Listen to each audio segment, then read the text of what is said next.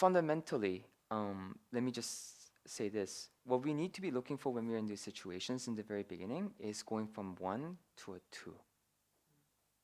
That's the secret, actually. Now, what happens is being at a 1 is so agonizing that we're at least looking for a 5 or a 6, right? But actually, so what happens is when we meditate, going from a 1 to a 2 feels like nothing. So we disregard it. So what happens is that actually the 1 to a 2 gain that we got, because we're dissatisfied with it, comes back to a 0. So ironically, the meditation starts working against us because it causes frustration that we're not getting to where we want to. And so this is one of the reasons why traditionally the gratitude exercise really just means you're grateful for any gains you got in reality. So that's why one of the reasons I like making it measurable. Any gain you got, you should be grateful for, any gain. Now, does that mean you should be satisfied? Hell no. No, actually, hell no. But you need to recognize the gain you got. So the secret is actually, when you're in that state, is actually just being able to take it from a 1, 2, and 2.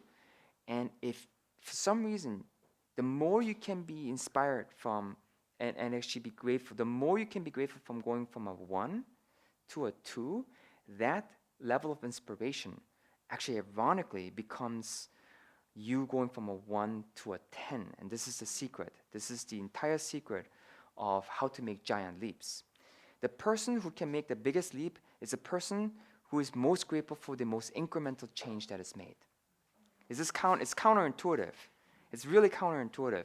The most infinitesimal change, if you notice that and you go, whoa, notice, then that whoa actually becomes a stack of small changes that all of a sudden, because you get motivated, I got a small change, and then that motivation adds and then makes the next small change. And then it's kind of really interesting because from a 1 to a 2 takes a little time. From a 2 to a 3 takes a little time. From a 3 to a 4 takes a little less time. But from a 4 to a 5 doesn't exist. It typically jumps all the way to a 7. This is the giant leap. The issue is most people don't make it to 3. Most people actually go to 1 and 2 at the most because of willpower, and then they drop all the way down to 1 or even below because of the frustration. Was that helpful?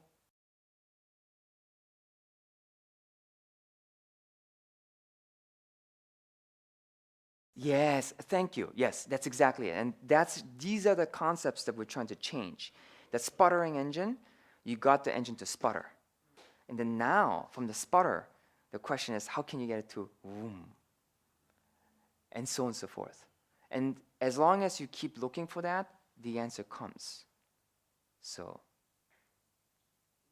okay, very good.